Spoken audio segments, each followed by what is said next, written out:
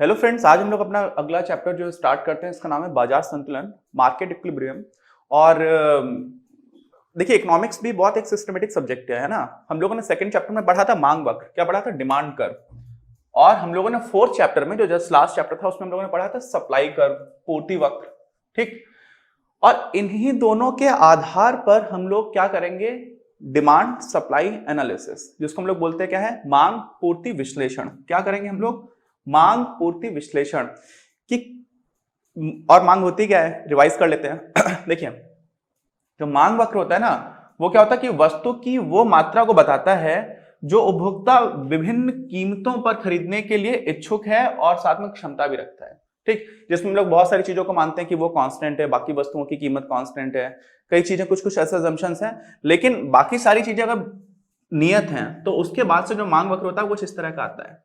ठीक। इसमें क्या हो जाता है, यहां पर आपका रहता है प्राइस, कीमत, और यहां पे रहती है क्वांटिटी डिमांडेड, वस्तु की वो मात्रा जिसको खरीदने के लिए आपका कंज्यूमर इच्छुक है। ऐसे ही हम लोगों ने क्या बात की थी? सप्लाई वक्र की, सप्लाई कर्व। सप्लाई कर्व को हिंदी में क्या बोलते हैं? पूर्ति वक्र। तो ये कुछ इस तरह का आया था। ठीक। अब देखिए, यहां पर ये घटता जा रहा था प्राइस के साथ, यहां पर क्या आ रहा था? प्राइस के साथ बढ़ता जा रहा था। तो यहाँ पे आप प्राइस भी बोल सकते हो, यहाँ पर आप आउटपुट भी बोल सकते हो। ठीक है। या क्वांटिटी प्रोड्यूस और जो सेल किया जा रहा है, बेचा जा रहा है, उसकी बात होती है। तो सप्लाई कर्व में क्या होता है? सप्लाई कर्व में ऐसा होता है कि लाभ अधिकतम करने वाली एक फर्म, किसकी बात की जा रही है? एक की क्या जा रही है? लाभ अधिकतम करना हमारा एकदम फंडामेंटल असम्पशन था, प्रॉफिट मैक्सिमाइजेशन जिसको हम लोग बोला करते थे। और ऐसी कोई फर्म विभिन्न कीमतों पर, किस पर? विभिन्न कीमतों पर बेचने को इच्छुक होगी, तो वो मात्रा। ठीक। विभिन्न कीमतों पर बेचने को इच्छुक होगी तो वो वह मात्रा, ऐसे लिख लो, वह मात्रा, वस्तु की वह मात्रा जो लाभ अधिकतम करने वाली एक फर्म विभिन्न कीमतों पर बेचने को इच्छुक होगी, द्वारा हटा दीजिए। ठीक। अच्छा, अब आप समझिए कि यहां पर क्या है। यहां पर देखो लिखा हुआ है विभिन्न कीमतें, मतलब जैसे जैसे अलग अलग प्राइस लेवल आएगा, यहां पर जीरो प्राइस है, आप ऊपर बढ़ते जाओगे तो प्राइस लेवल जैसे जैसे बढ़ रहा है वैसे वैसे क्वांटिटी डिमांडेड क्या होती जा रही है? कम होती जा रही है। और यहां पर देखो क्या हो रहा है, जैसे जैसे प्राइस लेवल बढ़ता जा रहा है वैसे वैसे क्वांटिटी डिमांडेड क्या हो रही है? क्वांटिटी सप्लाइड बढ़ती चली जा रही है। जैसे जैसे आप इधर जा रहे हो, इसका मतलब क्या हो रहा है? इस दिशा में भी आप आगे बढ़ रहे हो। तो ये जो दोनों वक्र हैं, इन दोनों में ही हम लोग देखेंगे किस तरह का इंटरेक्शन होता है।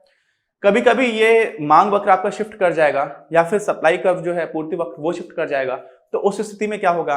और इन सारी चीजों को हम लोग एनालिसिस करके निकालेंगे क्या? Market equilibrium. क्या निकालेंगे? बाजार संतुलन। बाजार कब संतुलन में कहा जाता है उसको समझेंगे, और साथ में वो प्राइस लेवल निकालेंगे जिस प्राइस लेवल पर, जिस कीमत स्तर पर बाजार हमारा संतुलित होगा, संतुलन की अवस्था में होगा। ठीक। और वह उस कीमत के साथ साथ हम लोग क्या भी निकाल सकते हैं कि कितनी वस्तुओं का प्रोड्यूस किया जा रहा होगा, उतने को बेचा जा रहा होगा। ठीक है, दोनों साइड से देखा जाता है। अच्छा, अब इसी में एक चीज छोटी सी थी कि बाजार पूर्ति वक्र की बात हम लोगों ने की थी, मार्केट सप्लाई कर्व की, और ऐसे ही हम लोगों ने मार्केट डिमांड कर्व की बात की थी। तो मार्केट डिमांड क्या होता है? देखो, डिमांड कर्व हम लोग एक कंज्यूमर के लिए बनाते हैं, एक ही उपभोक्ता के लिए जब बनाते हैं तो वो हमारा क्या हो जाता है? Demand curve. लेकिन सारे उपभोक्ताओं को हम लोगों ने क्या किया था? डिमांड कर्व का समस्तरीय समाकलन कर दिया था, जिसको हम लोगों ने बोला था हॉरिजॉन्टल समेशन। तो हॉरिजॉन्टल समेशन से हम लोगों ने क्या निकाल लिया था? Market demand curve. तो किसी बाजार में या किसी भी जगह पर रहने वाले सारे उपभोक्ताओं द्वारा अलग अलग प्राइस लेवल्स पर कुल कितनी वस्तुओं की मांग की जाएगी जिसको खरीदने के लिए वो इच्छुक रहेंगे, उसी को हम लोग बोल देते हैं मार्केट डिमांड कर्व। और यहां पर हम लोगों ने जो बात की थी कि किसी अलग अलग प्राइस पर किसी मार्केट में एग्जिस्ट करने वाली सारी प्रॉफिट मैक्सिमाइजिंग फर्म्स के लिए, सभी ऐसी फर्म्स जो अपना अपना प्रॉफिट मैक्सिमाइज करना चाहती हैं, उनके द्वारा किसी एक प्राइस पर कुल मिलाकर के कितना उत्पादन होगा जिसकी जिन वस्तुओं की सेल की जाएगी। और यहां पर हम लोगों ने एक बात assumption ये भी माना हुआ था कि जितनी वस्तुओं का उत्पादन होगा उतनी की उतनी ही सेल्स हो रही होंगी, उतनी ही बेच दिया जाएंगे, उतने का ही विक्रय होगा। तो उत्पादन और विक्रय दोनों में आप इंटरचेंजेबली हम लोग बात करते रहेंगे। अभी आप कंफ्यूज मत होना कि उत्पादन किया जरूरी नहीं उतनी बिक जाए, लेकिन यहाँ पर assumption क्या है? फोर्थ चैप्टर में भी हमारा assumption था कि जितनी वस्तुओं का उत्पादन हो रहा है वो सारी की सारी बिक जा रही है। तो चाहे बेची गई वस्तुओं की बात की जाए, चाहे उत्पादित वस्तुओं की बात की जाए, अभी के लिए इस वाले कॉन्टेक्स्ट में सेम ही बात रहेगी। अच्छा, तो ये सारी चीजें हम लोगों ने पहले भी पढ़ रखी हैं, है ना। और ये रिवाइज कराना इसलिए इंपॉर्टेंट था क्योंकि ये हमारा बेस बना रहा है इस चैप्टर का, और इसी चैप्टर में बाकी जो सारी चीजें उसको भी हम लोग आगे देखते हैं। और अगर आप लोगों को यहां पर दिक्कत आ रही है तो डेफिनेटली सेकंड और फोर्थ चैप्टर आपको फिर से रिवाइज करना चाहिए। एक बार रिवाइज कर लेंगे तो आइडिया लग जाएगा। जो बेसिक था मैंने बता दिया, बट फिर भी कहीं कहीं पर डाउट हो तो प्लीज उसको देख लीजिए। चलिए इसी को आगे कंटिन्यू करते हैं। तो इसको पढ़ने के लिए हमारे कुछ assumptions हैं। पूर्ण प्रतिस्पर्धी बाजार, जिसको लोग बोलते हैं परफेक्ट कंपटीशन, जिसकी बात हम लोगों ने लास्ट चैप्टर में की थी। फिर दूसरा होता है कि सारे लोग अपने सेल्फ इंटरेस्ट के लिए काम कर रहे होते हैं। कैसे कर रहे होते हैं? सेल्फ इंटरेस्ट, जिसको हम लोग बोलते हैं स्वहित। सारे लोग का मतलब क्या हो गया, दो लोग है ना, एक तो उपभोक्ता है, दूसरी फर्म्स है। उपभोक्ताओं का क्या सीन होता है, उपभोक्ता अपने उच्चतम अनधिमान वक्र पर पहुंचना चाहते हैं। आप लोगों को याद होगा जब हम लोगों ने अधिकतम उपयोगिता कैसे मिल सकती है, प्राइसेस वस्तुओं के दे रखे हैं, तो हम लोग क्या करते थे, इस तरह का कॉम्बिनेशन चुनता है उपभोक्ता जिसमें उस उपभोक्ता के लिए अधिकतम अनधिमान वक्र को छुआ जा सके। ठीक, अच्छा, और आपके जो फर्म्स हैं इनका क्या उद्देश्य होता है, ये लाभ मैक्सिमाइज करना चाहती है, प्रॉफिट मैक्सिमाइजेशन की बात है, लाभ अधिकतमीकरण। तो दोनों ही लोग, फर्म चाहती है प्रॉफिट बढ़ जाए, उपभोक्ता चाहता है कि उसको ज्यादा से ज्यादा यूटिलिटी मिल जाए, ज्यादा से ज्यादा उपयोगिता मिल जाए, ज्यादा से ज्यादा उसको सेटिस्फेक्शन मिल जाए। ठीक है, तो दोनों ही अपने अपने फायदे के लिए काम करते हैं। और ट्रेड की पता है सबसे अच्छी बात यही होती है, व्यापार क्यों होता है, व्यापार इसीलिए होता है कि व्यापार एक ऐसी क्रिया है जिसमें जो जो पार्टीज इन्वॉल्व होती है सबको फायदा होता है।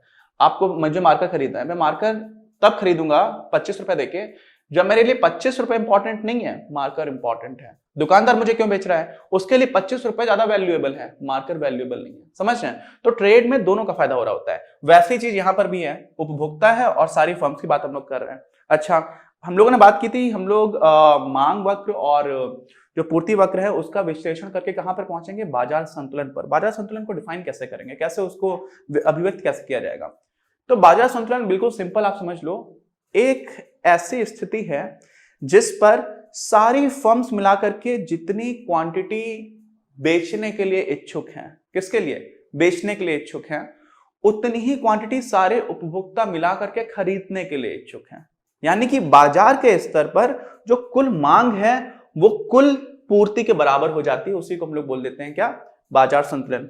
ठीक, अच्छा, बस इतनी सी चीज है। अब इसी को हम लोग इस तरह से रिप्रेजेंट कर सकते हैं। अब इसको देखोगे तो आप डरना नहीं, डरना क्यों नहीं, देखो मान लो ये हमारा कीमत इधर है, इधर ये मात्रा है। अब इस ग्राफ में हम लोग को पता है जो हमारा सप्लाई कर्व होता है वो इंक्रीजिंग होता है, ऐसा इस तरह से जाता है, और जो हमारा डिमांड कर्व होता है वो इस तरह का होता है, डिक्रीजिंग, इधर घटता चला जाता है। ठीक, अच्छा, अब समझिए ये आपको दिख रहा है ऐसे लाइन जा रही है, ये ऐसे जा रही है, जहां पे भी कट कर रही है बस ये आराम से आप इसको आइडेंटिफाई कर लो, है ना, एकदम कुछ नहीं करना। सप्लाई कर्व आपको पता है, पूर्ति वक्र, और यहां से मांग वक्र बनाया। अब जहां पर ये कट रही है ना, इसी की दिशा में आप आगे बढ़ते जाओगे तो जिस कीमत स्तर पर पहुंचोगे, जिस प्राइस लेवल पर पहुंचोगे, उसी को हम लोग क्या बोलते हैं, उसी प्राइस स्तर को हम लोग बोलते हैं संतुलन कीमत, इक्विलिब्रियम प्राइस। क्या बोलते हैं, इक्विलिब्रियम प्राइस या फिर संतुलित कीमत। और संतुलन मात्रा जो होती है, संतुलन मात्रा क्या हो जाती है, इसी को आप अगर क्वांटिटी एक्सेस पर ले आओगे जहां पर वस्तुओं की मात्रा की बात की जा रही है, तो हमारा क्यू स्टार जो है वो क्या हो जाएगा, संतुलन मात्रा, इक्विलिब्रियम क्वांटिटी। ठीक, अच्छा, अब आप समझो एक और छोटा सा कॉन्सेप्ट आता है। अभी हम लोग इसको इस तरह से मानते हैं कि बाजार में जो फर्म्स है उनकी संख्या निश्चित है, उस वाले केस में देखते हैं कि क्या होता है। अब अगर मान लो कि इस प्राइस से ऊपर की हम बात करते हैं, क्या करते हैं, ये जो भी कीमत थी, देखो प्राइस जो है वो इस पे जैसे जैसे आप ऊपर बढ़ते जाओगे वैसे वैसे कीमत बढ़ती चली जाएगी। तो जैसे ही आप इस पी स्टार जो हम लोगों ने बना रखा है इसके आप ऊपर चले जाओ, कहां चले जाओ, पी स्टार से थोड़ा ऊपर चले जाओ। जब पी स्टार से थोड़ा ऊपर गए, ठीक, तो यहां पर देखो डिमांड कर्व आपका ये है, ऐसे जा रहा है। इसका मतलब क्या हो रहा है कि जब कीमत P1 है, इस स्तर पर डिमांड कितनी हो रही होगी, इतनी क्वांटिटी की डिमांड की जाएगी। ये इसको हम लोग बोल देते हैं Q1। ठीक, और ये क्या डिमांड की जा रही है, तो Q1 D कर दिया। ठीक है, क्वांटिटी डिमांडेड, तो D मतलब डिमांड हो गया। और आप ये सोचो P1 पर ही कितनी फर्म्स जो है सप्लाई कर रही होंगी, टोटल सब मिलाकर के इतना सप्लाई कर रही होंगी। ठीक है, इतना। तो ये वाली जब आप क्वांटिटी ले लोगे तो क्या आ जाएगा, ये आ जाएगा आपका Q1S। समझना ध्यान से, देखो ये है आपका डिमांड कर्व, मांग वक्र बाजार का। तो बाजार मांग वक्र में आपको क्या समझ में आ रहा है कि इस कीमत स्तर पर कुल मिलाकर के सारे उपभोक्ता इतनी ही क्वांटिटी की डिमांड कर रहे हैं, इतनी ही मात्रा की डिमांड कर रहे हैं। तो कितनी मांग कर रहे हैं कुल मिलाकर के, इतनी। ठीक, अच्छा, लेकिन इस कीमत स्तर पर सारी फर्म्स मिलाकर के पूर्ति कितना कर रही हैं, तो पूर्ति कर रही है, पूर्ति वक्र पे आप चले जाओ इसी प्राइस लेवल पर, तो इतना हो गया, यहां से लेकर के यहां तक का, यानी कि इसी को आप नीचे ड्रॉ कर दोगे तो इस पॉइंट से लेकर के इस पॉइंट तक पहुंच गया। तो आप समझ लो कि यहां से लेकर के यहां तक ये इतना क्या हो रहा है, मार्केट में सप्लाई है और खरीदना सब इतना ही चाह रहे हैं, यानी कि सप्लाई हो रही है ज्यादा, खरीद रहे हैं कम। तो कुल सप्लाई से जो खरीदने का अंतर है उसी को हम लोग क्या बोल देते हैं, सरप्लस क्या, सप्लाई। ठीक है, इसको बोलते हैं हम लोग एक्सेस अधिक सप्लाई, जिसको हम लोग हिंदी में बोलते हैं अधिपूर्ति। क्या हुआ, देखो इतना हो रही है सप्लाई, सप्लाई हो रही है ज्यादा और क्वांटिटी डिमांडेड है इतनी, इतना ही आप मांग कर रहे हैं सारे उपभोक्ता मिलकर के, लेकिन सारी फर्म्स बना कितना दे रही हैं, इतना। तो आप ये सोचो कि यार जब सारी फर्म्स बना दे रही है ज्यादा, कुछ भी है, मान लो कोई भी चीज हो सकती है, लैपटॉप से मान लीजिए, तो लैपटॉप्स इतने सारे बना दिए कुल मिलाकर के, और सब मिलाकर के जो कंज्यूमर्स हैं वो इतने ही खरीद रहे हैं, तो इतने सारे लैपटॉप्स तो खाली पड़े रहेंगे बाजार में। आप समझ रहे हो? अब क्या होगा? अब गेम ये होगा कि जो भी फर्म्स बना रही हैं वो ये सोचेंगी कि यार हमारे लैपटॉप्स तो खाली पड़े हुए, इसमें बनाने में कीमत तो लगी ही है, तो हम लोग प्रॉफिट कम कर रहे हैं लेकिन हम प्राइस को गिराना स्टार्ट कर दे, हमारे सामान बिक तो जाए, क्योंकि उनके लिए तो किसी काम का नहीं है। तो क्या हो जाएगा, जैसे ही आपको अधिपूर्ति मिलेगी, एक्सेस सप्लाई मिलेगी, वैसे ही अपने आप जो है मार्केट में प्राइस गिरना शुरू हो जाएगा। क्यों अपने आप? क्यों? क्योंकि फर्म्स ये चाहेंगी कि भाई हमें अपना सामान बेचना है, कम इस प्राइस पे लोग नहीं खरीदेंगे तो हम सस्ता कर देंगे तो ज्यादा लोग खरीदने लगेंगे, और वो हमें डिमांड कर्व में दिखता है। डिमांड कर्व में जैसे जैसे प्राइस कम होगा वैसे वैसे डिमांड कर्व में क्या होता है, क्वांटिटी बढ़ती चली जाती है। देखो यहां से ऐसे ऐसे करके बढ़ता जा रहा है, बढ़ता जा रहा है, बढ़ता जा रहा है, तो जितना जितना नीचे आप जाओगे उतनी ही डिमांड ज्यादा हो जाएगी। तो अभी सोचते हैं कि हम प्राइस कम कर देते हैं, डिमांड बढ़ेगी कम प्राइस पर। और दूसरी चीज क्या होती है, जैसे जैसे आप प्राइस कम करते हो वैसे वैसे कुल मिला के सप्लाई भी कम होने लग जाती है। तो जितना ज्यादा अधिपूर्ति थी, जितनी ज्यादा एक्सेस सप्लाई थी, वो एक्सेस सप्लाई भी कम होती जा रही है, साथ साथ में डिमांड बढ़ रही है, दोनों चीजें हो रही है। देखिए जैसे जैसे आप प्राइस कम करोगे वैसे वैसे जो सप्लाई कर्व है वो इंक्रीजिंग है, तो प्राइस कम होने के साथ साथ सप्लाई भी कम हो जाएगी, लेकिन साथ साथ डिमांड बढ़ जाएगी, तो वो जो अंतर है बहुत तेजी से कम होगा। तो यहां से आपको क्या समझ में आ गया कि कुछ ऐसा है कि अगर प्राइस ज्यादा हो जाए, किससे? संतुलन प्राइस से, ठीक है, संतुलन कीमत से, तो क्या होगा, अपने आप ही प्राइस फिर से नीचे की दिशा में लगने लग जाएगा। क्यों लगने लग जाएगा? क्योंकि फर्म्स ऐसा करेंगी। अच्छा, अब इसी में दूसरी चीज समझ लो, मान लो कि हमारा प्राइस जो है वो संतुलन प्राइस से कम है, संतुलन कीमत से कम है। ऐसी स्थिति में देखो हमारा सप्लाई कर्व कहां पर है, ये जा रहा है, तो सप्लाई कर्व को ये वाला लेवल कहां पे काटेगा, इस जगह पे काटेगा। तो ये प्राइस जो भी, इसको हम लोग बोल देते हैं क्या, क्यू सप्लाई टू, ठीक। यानी कि इतना कुल मिलाकर के सारी फर्म्स मिलाकर सप्लाई कर रही है, लेकिन मांग कितनी की जा रही है, इस बार मांग ज्यादा हो गई। क्या हो गई? मांग ज्यादा हो गई। मांग यहां से लेकर के यहां तक हो गई, तो ये कितनी हो गई, QD2। तो कुल मिलाकर के इतनी मांग की जा रही है और सप्लाई सिर्फ इतनी हो रही है। तो ये जो एडिशनल है, यानी कि मांग हो रही है ज्यादा, सप्लाई हो रही है कम, तो मांग जितनी ज्यादा है किससे, सप्लाई से, तो इतनी ज्यादा है, इसी को हम लोग बोल देते हैं अधिमांग, इसी को बोल देते हैं क्या, एक्सेस डिमांड। अब ऐसी स्थिति में क्या होगा, सोचिए मुझे सामान खरीदना था, 10 जोड़ी कपड़े खरीदने थे यार, 10 जोड़ी जूते खरीदने थे, मान लीजिए 10 जोड़ी कपड़े तो शर्ट पैंट मिला के जोड़ी बन सकता है, तो 10 जोड़ी जूते खरीदने हैं और मुझे इस बाजार में 2 ही जोड़ी मिलना है, लेकिन मुझे खरीदने 10 जोड़ी है। तो मैं क्या बोलूंगा, मैं बोलूंगा यार ज्यादा पैसे ले लो लेकिन मुझे जूते दे दो। क्या बोलूंगा, ज्यादा पैसे ले लो। ज्यादा पैसे लेने का मतलब क्या हुआ, कीमत बढ़ा रहा है। तो कीमत कौन बढ़ा रहा है, कंज्यूमर। कंज्यूमर तब कीमत बढ़ाएगा जब उसकी मांग ज्यादा है, तो उसमें क्या होने लगेगा, अपने आप फिर से P2 से प्राइस P1 P स्टार की तरफ जाने लगेगा। समझ रहे हैं? जब हम लोगों ने अभी देखा था थोड़ी देर पहले, जब आपकी कीमत ज्यादा थी तो अपने आप नीचे आने लग जाती है, और जब कीमत कम थी तो अपने आप ऊपर जाने लग जाती है। कहां की तरफ, P स्टार की तरफ। और P स्टार क्या है, P स्टार ही वो पॉइंट है जिसको हम लोग बोलते क्या है, शून्य अधिमांग और शून्य अधिपूर्ति। आई बात समझ में? क्यों? क्योंकि यहां पर इस वाले लेवल पर जितनी आपका डिमांड है उतनी ही सप्लाई है, तो कोई एक्सेस सप्लाई तो है नहीं, कोई एक्सेस डिमांड तो है नहीं, इसलिए शून्य, यानी कि जीरो एक्सेस सप्लाई या जीरो एक्सेस डिमांड पॉइंट भी बोलते हैं। ठीक है, इस पॉइंट पर, ये जो पॉइंट है आपका संतुलन में, ठीक, तो ये ना होकर के इसको ऐसे लिखना चाहिए, ये हो गया। अच्छा, तो मैंने आपको क्या बताया था, आप इसी में समझो, ये जो क्यू स्टार है ना, ये क्यू स्टार क्या बताता है, ये क्यू स्टार ये बताता है कि डिमांड और क्वांटिटी जो सप्लाई की है दोनों ही सेम हो गई हैं। तो क्यूडी मतलब क्या होगा, क्वांटिटी डिमांडेड, यानी कि जिसकी मांग की जा रही है किस पर, पी स्टार प्राइस पर। पी स्टार क्या था, इक्विलिब्रियम प्राइस था, वो बराबर किसके हो गई, जितनी सप्लाई की जा रही है किस प्राइस पर, पी स्टार पर। तो पी स्टार ऐसा एक पॉइंट है जहां पर जितनी वस्तुओं की सप्लाई की जा रही है उतनी की ही डिमांड की जा रही है। आगे बात समझ में?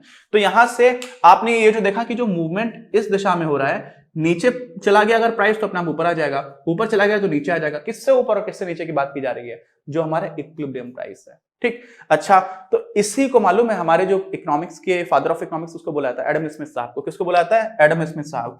तो उन्होंने बोला था कि जब इस तरह का बाजार होगा ना, तो वहां पर एक इनविजिबल हैंड काम करता है, कुछ ऐसा हाथ है जो अपने आप ही सब कुछ एडजस्ट करता रहता है। समझ रहे हैं? ऐसे करके कुछ किसी को दिखता नहीं है।